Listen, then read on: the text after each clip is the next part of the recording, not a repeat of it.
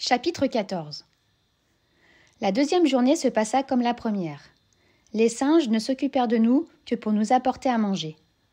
J'étais de plus en plus perplexe au sujet de ce bizarre établissement quand, le lendemain, commença pour nous une série de tests dont le souvenir m'humilie aujourd'hui, mais qui me procurèrent alors une distraction. Le premier me parut tout d'abord assez insolite. Un des gardiens s'approcha de moi, tandis que son compère opérait devant une autre cage. Mon gorille gardait une main cachée derrière son dos, de l'autre il tenait un sifflet. Il me regarda pour attirer mon attention, porta le sifflet à sa bouche et en tira une succession de sons aigus. Cela pendant 1 minute entière. Puis il démasqua son autre main, me montrant avec ostentation une de ces bananes dont j'avais apprécié la saveur et dont tous les hommes se montraient friands. Il tint le fruit devant moi sans cesser de m'observer. J'allongeai le bras, mais la banane était hors de portée et le gorille ne s'approchait pas. Il paraissait déçu et semblait désirer un autre geste. Au bout d'un moment, il se lassa, cacha de nouveau le fruit et recommença de siffler. J'étais nerveux, intrigué par ces simagrées, et je faillis perdre patience quand il le brandit encore hors de mon atteinte. Je réussis pourtant à rester calme, essayant de deviner ce qu'il attendait de moi, car il avait l'air de plus en plus surpris, comme devant un comportement anormal. Il refit le même manège 5 ou 6 fois, puis, découragé, passa à un autre prisonnier. J'eus un net sentiment de frustration quand je constatai que celui-ci recevait la banane, lui, dès la première expérience, et il en fut de même du suivant. Je surveillais de près l'autre gorille qui se livrait à la même cérémonie dans la rangée d'en face. Comme il en était arrivé à Nova, je ne perdis aucune des réactions de celle-ci. Il siffla, ensuite brandit un fruit comme son camarade. Aussitôt la jeune fille s'agita, remuant les mâchoires et... La lumière se fit brusquement dans mon esprit. Nova, la radieuse Nova, s'était mise à saliver abondamment à la vue de cette friandise, comme un chien à qui l'on présente un morceau de sucre. C'était ce qu'attendait le gorille, cela seulement pour aujourd'hui. Il lui abandonna l'objet de sa convoitise et passa à une autre cage. J'avais compris, vous dis-je, et je n'en étais pas peu fière.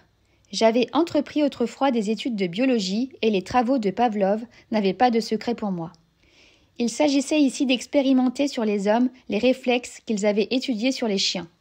Et moi si stupide quelques instants auparavant, maintenant, avec ma raison et ma culture, non seulement je saisissais l'esprit de ce test, mais je prévoyais ce qui devait suivre.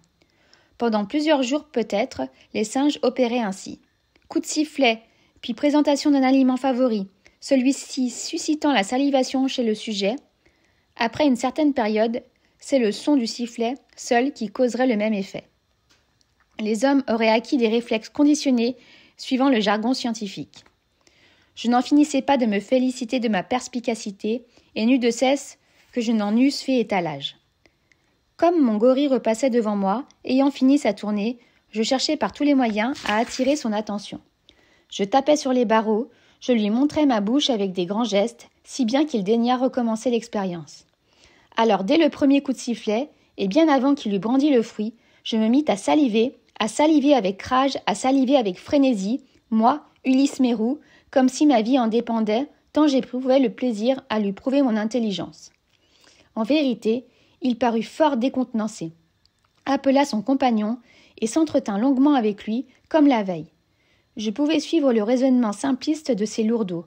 Voilà un homme qui n'avait aucun réflexe un instant auparavant, et qui, tout d'un coup, a acquis des réflexes conditionnés, ce qui demandait avec les autres une durée et une patience considérables.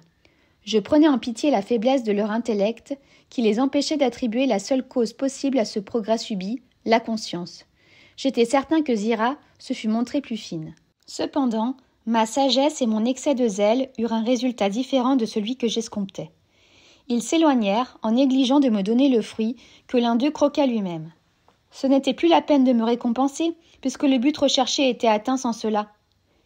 Ils revinrent le lendemain avec d'autres accessoires. L'un portait une cloche, l'autre poussait devant lui, monté sur un petit chariot, un appareil qui avait toutes les apparences d'une magnéto. Cette fois, éclairé sur le genre d'expérience auquel nous devions être soumis, je compris l'usage qu'ils voulaient faire de ces instruments avant même qu'ils n'en fussent servis. Ils commencèrent, avec le voisin de Nova, un gaillard de haute taille, au regard particulièrement terne, qui s'était approché de la grille et tenait les barreaux à pleine main, comme nous le faisions tous maintenant au passage des geôliers. Un des gorilles se mit à agiter la cloche, qui rendait un son grave pendant que l'autre branchait un câble de la magnéto sur la cage. Quand la cloche eut tinté un assez long moment, le deuxième opérateur se mit à tourner la manivelle de l'appareil. L'homme fit un bond en arrière en poussant des cris plaintifs. Ils recommencèrent plusieurs fois ce manège sur le même sujet, celui-ci étant incité à revenir se coller contre le fer par l'offre d'un fruit. Le but, je le savais, était de le faire bondir en arrière dès la perception du son de cloche et avant la décharge électrique. Mais il ne fut pas atteint ce jour-là, le psychisme de l'homme n'étant pas assez développé pour lui permettre d'établir une relation de cause à effet. Je les attendais, moi, en ricanant intérieurement, impatient de leur faire sentir la différence entre instinct et intelligence. Au premier son de cloche, je lâchais vivement les barreaux et me reculais vers le milieu de la cage. En même temps, je les dévisageais et souriais narquoisement. Les gorilles froncèrent les sourcils. Ils ne riaient plus du tout de mes façons et, pour la première fois, paraissaient soupçonner que je me moquais d'eux. Ils allaient tout de même se décider à recommencer l'expérience quand leur attention fut détournée par l'arrivée de nouveaux visiteurs.